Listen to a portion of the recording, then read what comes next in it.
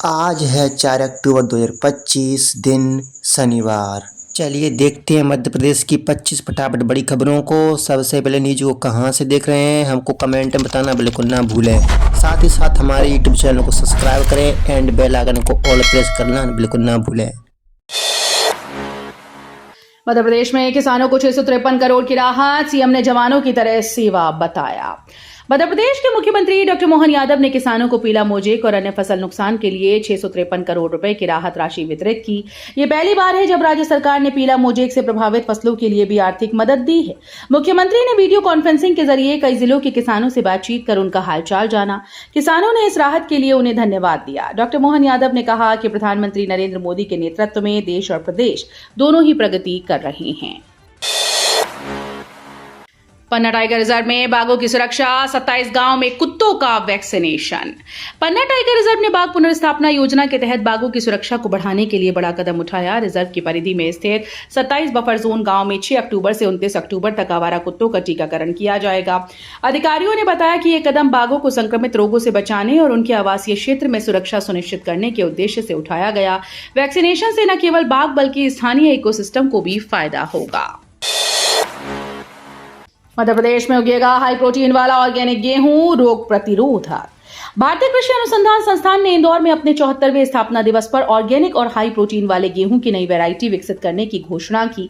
यह गेहूं रस्ट जैसी बीमारियों से सुरक्षित रहेगा और देश की खाद्यान्न जरूरतों के साथ साथ गेहूं आधारित उत्पादों के लिए भी उपयोगी।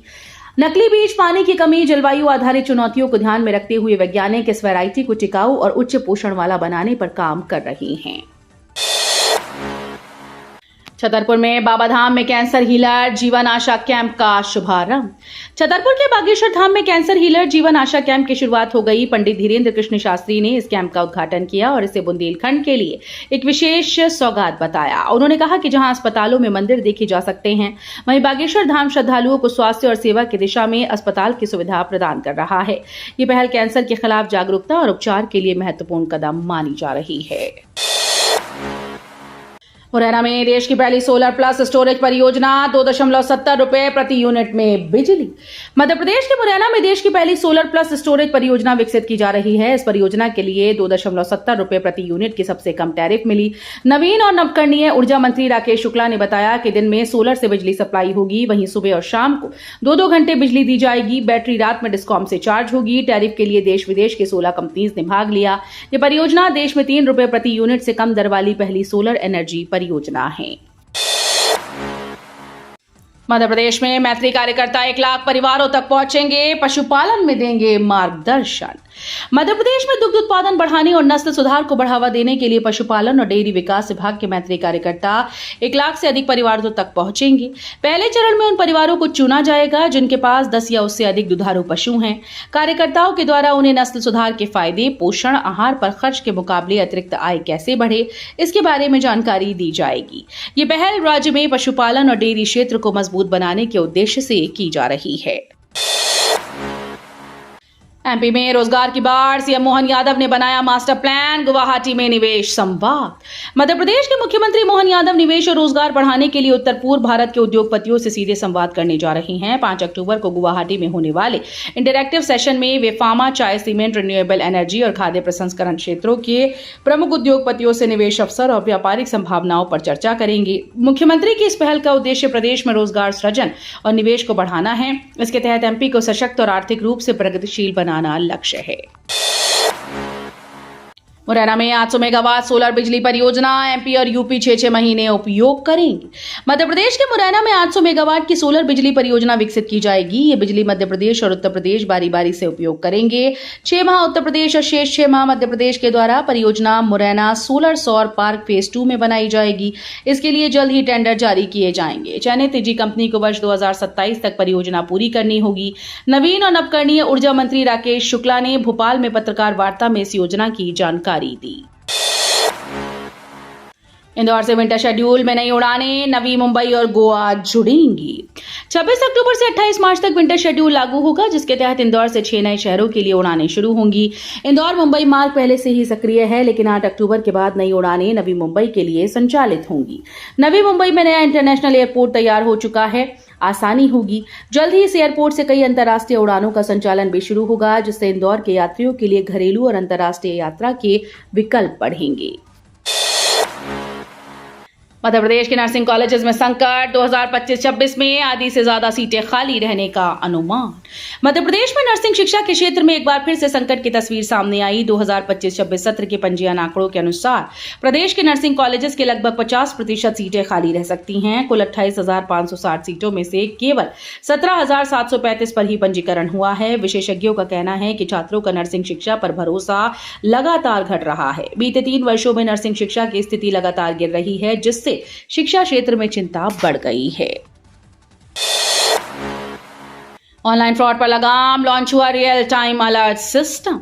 डिजिटल भुगतान के बढ़ते इस्तेमाल के साथ ऑनलाइन ठगी और बैंक फ्रॉड के मामले लगातार बढ़ रहे हैं। पिछले 3 साल में मध्य प्रदेश में 915 ऑनलाइन ठगी और 470 बैंक फ्रॉड दर्ज हुए, जिनमें अधिकांश पीड़ित फर्जी लिंक पर क्लिक कर भुगतान करने वाले रहे। इन बढ़ते मामलों और आम जनता के वित्तीय नुकसान को देखते हुए सरकार ने real time alert system launch किया। ये सिस्टम संभावित फ्रॉड की तुरंत सूचना देगा और लोगों को अपने पैसे सुरक्षित रखने में मदद करेगा। भोपाल में स्मार्ट मीटर के खिलाफ विरोध तेज, 6 अक्टूबर को होगा बड़ा प्रदर्शन। मध्य प्रदेश की राजधानी भोपाल में स्मार्ट मीटर को लेकर विरोध बढ़ता जा रहा है। इस कड़ी में 6 अक्टूबर को बड़े स्तर पर प्रदर्शन का आयोजन होगा। संगठन ने सरकार से 200 यूनिट तक फ्री बिजली देने, बिजली की दरें कम करने और बिजली विभाग के निजीकरण की योजना को रद्द करने की मांग की। साथ ही स्मार्ट मीटर और बिजली संशोधन विधेयक 2022 को भी खत्म करने की बात कही गई। शुक्रवार को बैठक में इस आंदोलन को लेकर रणनीति तय की गई। किसानों के लिए खुशखबरी, एमपी में भावांतर योजना का रजिस्ट्रेशन शुरू। मध्य प्रदेश सरकार ने किसानों को राहत देने के लिए बड़ा कदम उठाया। शुक्रवार 3 अक्टूबर से भावांतर योजना के रजिस्ट्रेशन की प्रक्रिया और औपचारिक रूप से शुरू हो गई। हाल ही में मुख्यमंत्री डॉक्टर मोहन यादव ने इस योजना को पूरे प्रदेश के किसानों के लिए लागू करने की घोषणा की। योजना का उद्देश्य किसानों को उनकी फसलों का उचित मूल्य सुनिश्चित करना है। इसके तहत समर्थन राशि सीधे किसानों को दी जाएगी, जिससे उनकी आय में बढ़ोतरी और आर्थिक सुरक्षा सुनिश्चित होगी। खंडवा हादसे के पीड़ित परिवारों से मिले सीएम मोहन यादव, मृतकों के परिजनों को 4-4 लाख की सहायता राशि। मध्य प्रदेश के मुख्यमंत्री डॉक्टर मोहन यादव शुक्रवार को खंडवा जिले के पंधाना तहसील के ग्राम जामली राजगढ़ पहुंचे। उन्होंने हाल ही में हुए ट्रैक्टर ट्रॉली हादसे में मृतकों के परिजनों से मुलाकात कर शोक संवेदना व्यक्त की और प्रभावित परिवारों को हरसंभव मदद दिलाने का आश्वासन दिया। सीएम ने मृतकों के परिजनों को 4-4 लाख रुपए की सहायता राशि स्वीकृत करने के आदेश दिए। साथ ही रेस्क्यू ऑपरेशन में बहादुरी से सहयोग करने वाले युवाओं को गणतंत्र दिवस पर 51 हजार रुपए सम्मान राशि देने की घोषणा की। मध्य प्रदेश में 13 फ्लेवर वाला शहद तैयार, अलग अलग स्वाद का आनंद। मध्य प्रदेश जैव विविधता बोर्ड प्रदेश में 13 अलग अलग फ्लेवर वाला शहद तैयार कर रहा है। प्रत्येक हनी का रंग और स्वाद हल्का सा भिन्न है, साथ ही औषधीय गुण भी अलग। ये पहल जैव विविधता को बढ़ावा देने और मधुमक्खी पालन के प्रति जागरूकता बढ़ाने के उद्देश्य से की जा रही है। बोर्ड स्थानीय संस्थाओं की मदद से शहद उत्पादन में नई तकनीक और फ्लेवर्स को शामिल कर रहा है। इसका उद्देश्य मधुमक्खी पालन को प्रोत्साहित करना और प्रदेश में शहद की गुणवत्ता और विधिवती को बढ़ाना है। सीएम हेल्पलाइन में बार बार शिकायत करने वालों पर सख्त कार्रवाई, ब्लैकमेलर घोषित। सरकार ने फैसला किया है कि सीएम हेल्पलाइन में झूठी या बार बार शिकायत करने वाले लोग सख्त कार्रवाई के दायरे में आएंगे। अधिकारियों और कर्मचारियों को ब्लैकमेल करने वाले आतन शिकायतकर्ताओं की पहचान की जाएगी। सागर जिला कलेक्टर ने सभी विभाग प्रमुखों को निर्देश दिए हैं कि ऐसे लोगों की जांच करवाई जाए। जिला प्रशासन द्वारा इन शिकायतकर्ताओं की रिपोर्ट भी मांगी गई। इससे हेल्पलाइन के असली उद्देश्यों और गंभीर शिकायतों के निपटारे में प्रभावशीलता बढ़ाने की उम्मीद है। मध्य प्रदेश को मिलेंगे 250 नए सांदीपनी विद्यालय, 5 km के दायरे में होगा सभी सुविधाओं से युक्त स्कूल। प्रदेश में स्कूली शिक्षा में सुधार को लेकर सांदीपनी विद्यालय को विकसित करने की पहल तेज हुई। इस साल के अंत तक दूसरे चरण में 250 नए सांदीपनी विद्यालय खोले जाएंगे। इस संबंध में शासन ने प्रस्ताव तैयार कर शासन को भेज दिया है। शासन से अनुमति मिलते ही निर्माण कार्य शुरू होगा। इसके लिए स्कूल शिक्षा विभाग ने प्रस्ताव तैयार किया। इस बार विभाग करीब 16 करोड़ रुपए के बजट का भवन तैयार होगा। आईवीएफ कानून में बदलाव की याचिका अब एमपी हाईकोर्ट की निगरानी में। आईवीएफ कानून में बदलाव को लेकर दायर याचिका मध्य प्रदेश हाईकोर्ट की निगरानी में जारी रहेगी। याचिकाकर्ता ने स्वयं को याचिका से अलग कर दिया है। हाईकोर्ट ने कहा कि शैक्षणिक उद्देश्य के लिए याचिका की सुनवाई जारी रखना उचित है। ये याचिका इंदौर निवासी एक दंपति ने दायर की थी, जिसमें उन्होंने बताया कि पत्नी की आयु 50 वर्ष और पति की 55 वर्ष है। अदालत अब इस मामले की निगरानी और सुनवाई करेगी। इंदौर में रविवार को पूरा जल संकट, आज कुछ क्षेत्रों में बाधित रहेगी आपूर्ति। इंदौर शहर में जलापूर्ति व्यवस्था प्रभावित रहेगी। आज को सीधे सप्लाई वाले कई क्षेत्रों में पानी नहीं मिलेगा। रविवार 5 अक्टूबर को पूरे शहर में जल वितरण बाधित रहेगा। नगर निगम ने जलूद के आशुखेड़ी ग्राम में 60 मेगावाट सोलर प्लांट और नर्मदा जल प्रदाय परियोजना के सुधार कार्यों के लिए शटडाउन लिया। इस दौरान नर्मदा के पहले, दूसरे और तीसरे चरण के सभी पंपिंग स्टेशन बंद रहेंगे, जिससे टंकी नहीं भर पाएंगी और जल संकट पूरी तरह से महसूस होगा। मंत्री सारंग का राहुल गांधी पर हमला, कहा विदेश में देश का मान गिराना देशद्रोह। सहकारिता, खेल और युवा कल्याण मंत्री विश्वास कैलाश सारंग ने राहुल गांधी के कोलंबियाई स्थित EIA विश्वविद्यालय में दिए बयान की कड़ी आलोचना की। उन्होंने कहा कि विदेश में भारत का मान और सम्मान गिराना सीधे देशद्रोह के समान है। मंत्री ने राहुल गांधी को चेतावनी दी कि उन्हें हर मौके पर भारत की छवि खराब करने की बजाय देश के गौरव और सम्मान को बढ़ाने का प्रयास करना चाहिए। भाजपा और राष्ट्रीय स्वयंसेवक संघ हमेशा राष्ट्रहित को सर्वोपरि मानकर कार्य करते हैं। ग्वालियर में विकास बैठक में सियासी ड्रामा, मंत्री ने खुद विधायक को बैठक में पहुंचाया। ग्वालियर शहर के विकास कार्यों की समीक्षा के लिए केंद्रीय मंत्री ज्योतिरादित्य सिंधिया की बैठक में हाई वोल्टेज सियासी नजारा देखने को मिला। कांग्रेस विधायक डॉक्टर सतीश तिकरवार को बैठक कक्ष के VIP गेट पर तहसीलदार ने अंदर जाने से रोका, जिससे वो नाराज होकर लौटने लगे। इस पर मंत्री सिंधिया ने स्वयं विधायक को बैठक में शामिल कराया। बैठक में ग्वालियर के सांसद और विधानसभा अध्यक्ष नरेंद्र सिंह तोमर गुट के नेता भारत सिंह कुशवाहा नदारद रहे, जिससे राजनीतिक खींचतान और बढ़ गई। मध्य प्रदेश में राज्य पात्रता परीक्षा की तैयारी, जनवरी 2026 में होगी आयोजन। मध्य प्रदेश लोक सेवा आयोग ने राज्य पात्रता परीक्षा का नोटिफिकेशन पहले ही जारी कर दिया। परीक्षा की तारीख अभी घोषित नहीं की गई, लेकिन ये जनवरी 2026 में आयोजित की जाएगी। इस परीक्षा का उद्देश्य राज्य के विश्वविद्यालयों और कॉलेजेस में सहायक प्राध्यापकों की भर्ती के लिए योग्य उम्मीदवारों का चयन करना है। आयोग ने कहा कि परीक्षा के माध्यम से केवल वही उम्मीदवार पात्र ठहरेंगे जो शिक्षण क्षेत्र में दक्षता और मानक पूरी करेंगे। मध्य प्रदेश में 5 डे वर्किंग कल्चर खत्म होने की कगार पर, कर्मचारी संगठनों में हलचल।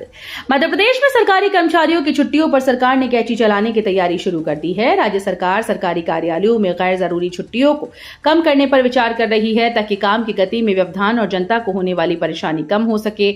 इसके लिए 4 विभागों के अधिकारियों की कमेटी गठित की गई। कर्मचारी संगठनों ने इस प्रस्ताव पर अपनी प्रतिक्रिया व्यक्त कर दी है। अब देखना यह होगा कि कितनी छुट्टियों में कटौती की जाएगी और कर्मचारियों पर इसका क्या असर पड़ेगा।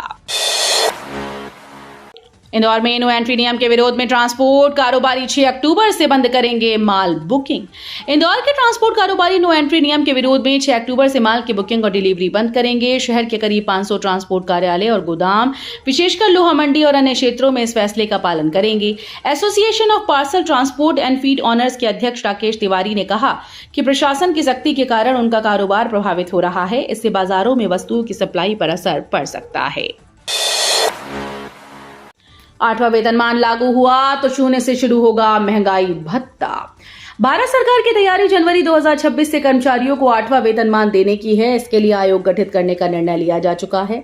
इधर प्रदेश के वित्त विभाग ने बजट की तैयारी शुरू कर दी। सभी विभागों से महंगाई भत्ता बढ़ाकर स्थापना व्यय प्रस्तावित करने के लिए कहा गया, लेकिन नया वेतनमान स्वीकार करने पर ये 0 हो जाएगा। वीडियो अच्छी लगी तो वीडियो करिए लाइक एंड चैनल को सब्सक्राइब कर बेल आइकन को और प्रेस कर लीजिएगा।